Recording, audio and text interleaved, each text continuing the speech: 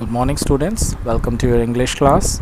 Today we will continue our chapter 3, The Little Girl. In this chapter we already read that there is a little girl who is afraid of her father. But in this chapter we will realize what was the reason that caused her father to act like that. मतलब उसके जो parents थे वो उसके साथ strict क्यों थे, उनके एक्शन उनके साथ ऐसे उस लड़की के साथ ऐसे क्यों थे. So let's continue the chapter. Crying too much to explain, she lay in the shadowed room watching the evening light make a sad little pattern on the floor. उस बच्ची को बहुत डांट पड़ती है क्योंकि उसने अपने फादर की एक स्पीच, बहुत इम्पोर्टेंट स्पीच को फाड़ के उससे कुशन में फिल कर दिया था. That's why she was now crying. And in the room she was crying and watching the night light and little pattern on the floor. Then father came into the room with a ruler in his hand. फिर father अपने हाथ में एक ruler, एक scale लेके उसके room में पहुंचते हैं. I am going to beat you for this, he said. वो कहते हैं कि अब तुम्हें मार पड़ेगी इससे. Oh no no, she screamed hiding under the bed cloth. वो बेडशीट के नीचे छुप जाती है और चिल्लाने लगती है no no. He pulled them aside.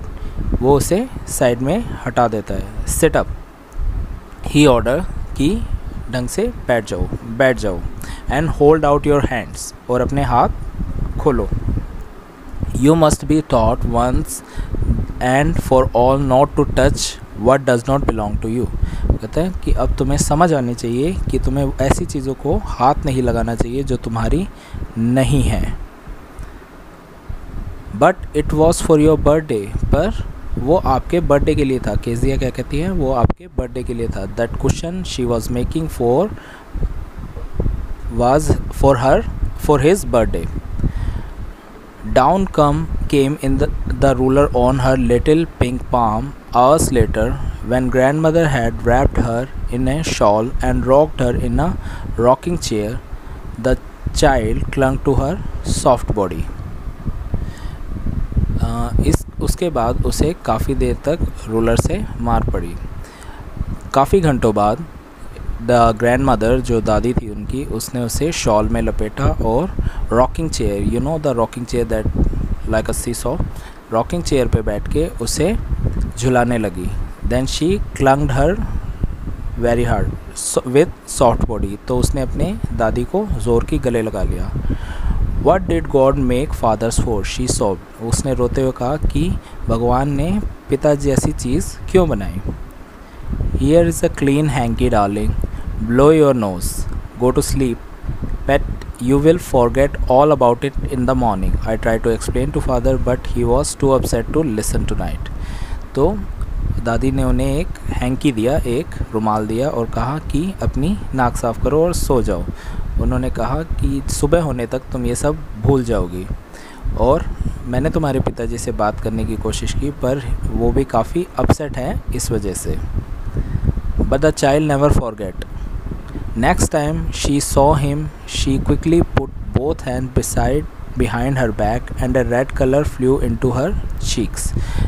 Next one, जैसे ही उसने अपने पिताजी को देखा, उसने अपने दोनों हाथ पीछे छुपा लिए और उसके गाल पूरे लाल हो गए डर से.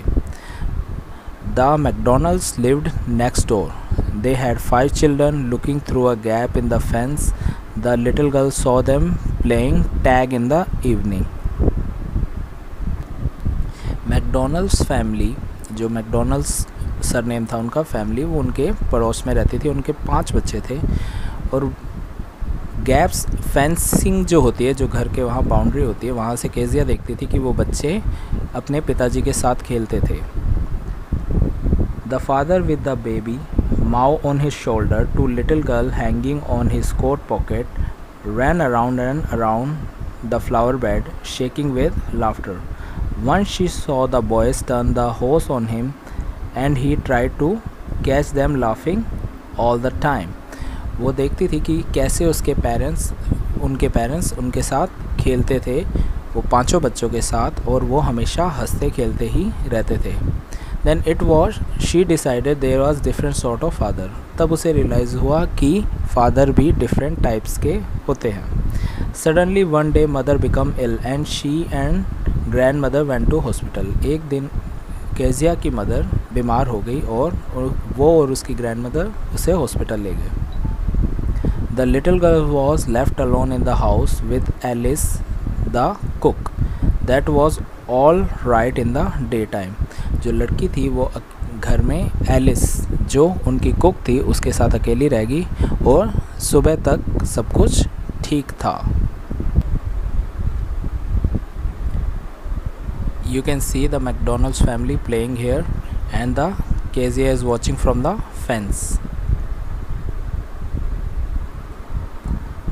The little girl saw through a gap the McDonald's playing tag in the evening. बच्चे टैग खेल रहे हैं जो हम पकड़म पकड़ाई कहते हैं। But while Alice was putting her to bed, she grew suddenly afraid. तो हम जैसे ही एलिस सोने लगी, एलिस केजिया को सुलाने लगी, वो एकदम से डर गई। What will I do if I have a nightmare? उसने पूछा अब मैं क्या करूँगी अगर मुझे रात को बुरा सपना आया। Nightmare means a bad dream. She asked, I often have nightmare and then Granny takes me into her bed. I can't stay in the dark. It all get whispery. उसने कहा कि जब भी मुझे रात को बुरे सपने आते थे तो ग्रैनी मुझे अपने साथ ले लेती थी। मैं रात को अकेले नहीं रह सकती, मुझे अचानक डरावनी आवाज़ें सुनाई देती है। You just go to sleep child said Alice. उसके कुक ने कहा कि तुम बस सो जाओ। पुलिंग ऑफ हर सॉक्स, उसने उसके सॉक्स उतार दिए। And don't you scream and wake your poor पा, उसने कहा डेयर मतलब बिल्कुल हिम्मत मत करना कि ज़ोर के चिल्लाओ और अपने पिताजी को उठाओ।